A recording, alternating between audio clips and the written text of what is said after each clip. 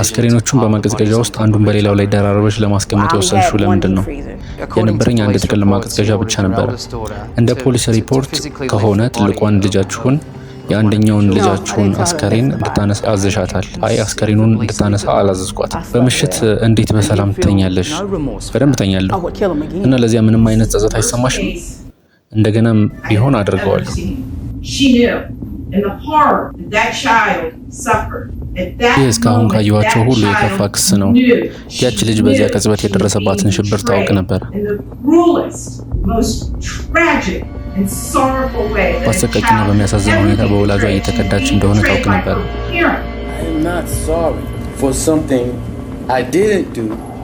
ላደረኩትም ነገር ይቅርታ አልጠይቅም፣ ላደረኩትም ነገር አላዝንም።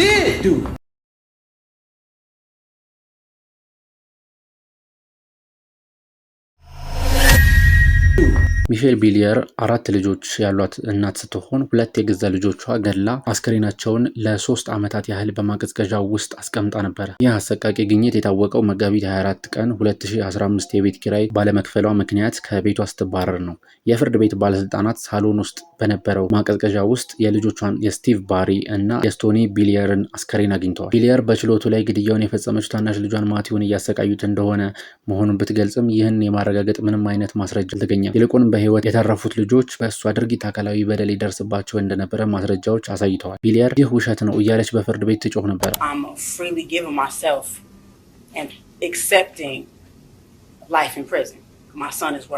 ለልጄ ስል የዕድሜ ልክ እስራት እቀበላለሁ ስትል ተደምጣለች። ሰኔ 2015 በ2 የደረጃ 1 ግድያ ወንጀሎች ጥፋተኛ ተብላ ያለምንም ቅሬታ የዕድሜ ልክ እስራት ተፈርዶባታል። Surviving children were physically abused by this defendant. ይህ ቪዲዮ በቤተሰቦቻቸው ላይ አሰቃቂ ግድያ የፈጸሙ ሰዎችንና የፍርድ ቤት ውሏቸውን የሚገልጽ ሲሆን ሰብስክራይብ በማድረግ ተከታተሉኝ። ኪዝ ፈርጉሰን በሚቺጋን ካላስካ ፍርድ ቤት የቀረበው ባለቤቱና አማቹን በአሰቃቂ ሁኔታ በመግደሉ ነበር።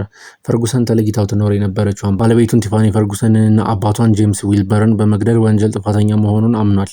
ፈርጉሰን ባለቤቱን በጥይት ገድሎ ካበቃ በኋላ ልጆቹን ይዞ ወደ አማቹ ቤት በመሄድ ያንን ምስኪን አማቹንም ረሽኖታል። እንደ እድል ሆኖ ልጆቹ አምልጠው ጎረቤት ቤት ለመደበቅ ችለዋል። ፈርጉሰን ግን ወደ ሌላ ጎረቤት ቤት ሰብሮ በመግባት ራሱን ደብቆ ከቆየ በኋላ ለፖሊሶች እጁን ሰጥቷል። ለዚህ አሰቃቂ ድርጊት መንስኤ ነው ተብሎ የታመነው ቲፋኒ ፈርጉሰን የፍቺ ጥያቄ ማቅረቧ ነበረ።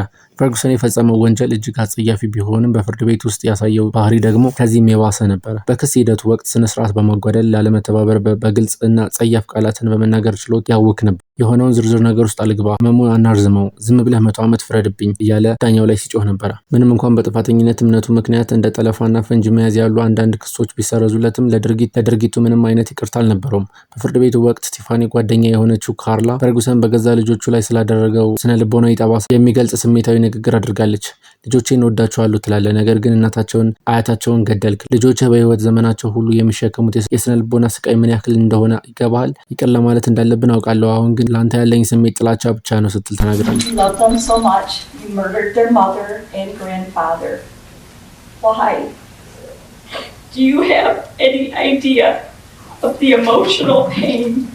Your kids have suffered and will continue to suffer their entire lives. I know we are supposed to forgive, but right now all I feel for you is hatred. ፈርጉሰን የመናገር እድል በተሰጠው ጊዜ ምንም አይነት ጸጸትና ይቅርታ አላሳየም። እንዲያውም እጅግ በጣም ደንታቢስ ነበር። በመጨረሻም ዳኛ ጆርጅ ሜንዝ ያለምንም ይቅርታ እድል የዕድሜ ልክ እስራት ፈርደውበታል። We have issues of flight, home invasion, kidnapping. And I'm gonna set it as a $10 million bond. Can I get you to stand up there at the podium, please? All right. I need to have you raise your right hand for me. I'm leaving this Okay. part. All right. Just put me back in my cell. Okay. Stop. ሮኒ ኦኔል You think I'm here to play around with y'all? ከእናንተ ጋር ለመጫወት የመጣው ይምሰላችሁ። ሮኒ ኦኔል በፍሎሪዳ ታምፕ በበርካታ ግድያዎች ተከሶ ነበር። ፍቅረኛውን ኬንያታ ባሮንና ልጃቸውን ናያ በአሰቃቂ ሁኔታ በመግደሉ ጥፋተኛ ሆኖ ተገኝቷል። በተጨማሪም ልጁን ሮኒን በቢላዋ ወግቶታል። ወንጀሉንም ለመደበቅ ቤታቸውን በእሳት አቃጥሏል። እንደ እድል ሆኖ ልጁ ከእሳት አምልጦ ህይወቱ ተርፏል። እንደ አውሮፓውያን አቆጣጠር በመጋቢት 2018 ኬንያታ ስለ ሮኒ አስፈሪ ባህሪ 911 ደውላ የነበረ ቢሆንም ጥሪው በድንገት ተቋረጠ። ከዚያም ሮኒ ራሱ ደውሎ በነጭ አጋንንት ጥቃት ደርሶብኛል፣ እሷ ስትገድለኝ ሞከረች ተሰማች ሲል በውሸት ሪፖርት አድርጓል።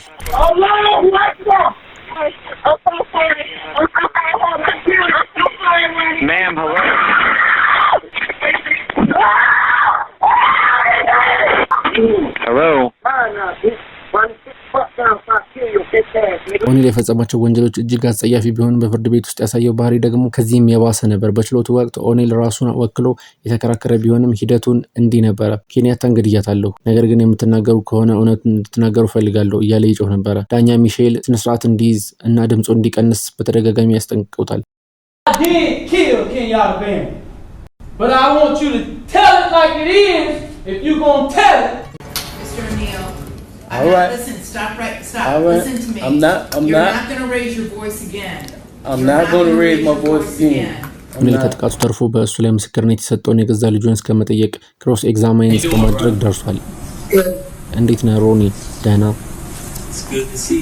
አንተ ማየት በጣም ደስ ይላል ሰውዬ። Did you see me shoot your mom?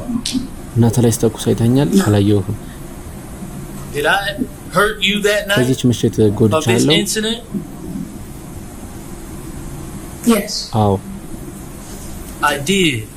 And how did I hurt you? እንዴት ነው የጎዳሁህ? You stabbed me. ወጋኸኝ። ስለ ድርጊቱ ጸጸት ስለመሰማቱ ኦኔል ሲናገር ስላላደረኩትም ነገር ይቅርታ አልጠይቅም፣ ያደረኩትም ነገር አላዝንም ብሏል። For something I didn't do, and I am not sorry for the things I did do. ዳኛ ሲስኮ በማስረጃዎቹ እጅግ ተረብሾ ነበር። በዚህም ስራ ላይ በቆየውባቸው 19 ዓመታት ውስጥ በሰው ልጅ እጅ በሁሉም መንገድ ሲገደል አይቻለሁ። ይህ ግን እስካሁን ካየኋቸው ሁሉ የከፋ ጉዳይ ነው ብለዋል። I've seen human beings killed at the hands of others in every way imaginable. This is the worst case I've ever seen. በመጨረሻ ዳኛ ሲስኮ የዳኛውን ምክረ ሐሳብ በመከተል በግድያ ወንጀል 3 ተከታታይ የዕድሜ ልክ እስራቶች ፈርደውበታል። በተጨማሪም በቤት ማቃጠል ወንጀል 30 ዓመት እና በከባድ የህፃናት ጥቃት ወንጀሎች በተጨማሪ 60 ዓመት በአጠቃላይ 90 ዓመት ተጨምሮበታል። ሆኖም በፍርድ ቤት ስሜቶቹን በሚገነፍሉበት ወቅት የኦኔልና የያዕቆብ ሞርጋን ድርጊቶች የአእምሮ ጤናን ጥያቄ ውስጥ ይጥላሉ። ያዕቆብ ሞርጋን የ17 ዓመት ወጣት ሲሆን በመጋቢት 2015 ያዕቆብ ሞርጋን በግድያና በቤት ማቃጠል ወንጀል ተከሰሰ። ሞርጋን በለኮሰው እሳት ምክንያት የ11 ዓመት ታናሽ ወንድሙ ጆሹዋ ሂል ህይወቱ አልፏል። በችሎቱ ወቅት ሞርጋን ለወንድሙ ሞት ምክንያት የሆነውን እሳት መለኮሱን በእንባ ታጅቦ አምኗል። ሆኖም ወላጆች ልጃቸው ታናሽ ወንድሙ እንደሚወድና ሆን ብሎ ሊጎዳው እንደማይችል በመግለጽ በጽኑ ተከላክለውለታል። ልጃቸው ኦቲዝም እንዳለበትና እሳቱንም ለማጥፋት ጥረት አድርጎ እንደነበረ ተናግረዋል። የስነ አእምሮ ሐኪም ግን ሞርጋን ሙሉ በሙሉ ኦቲዝም የለበትም፣ ነገር ግን የኦቲዝም ዝንባሌዎች ይታዩበታል ሲል ገልጿል።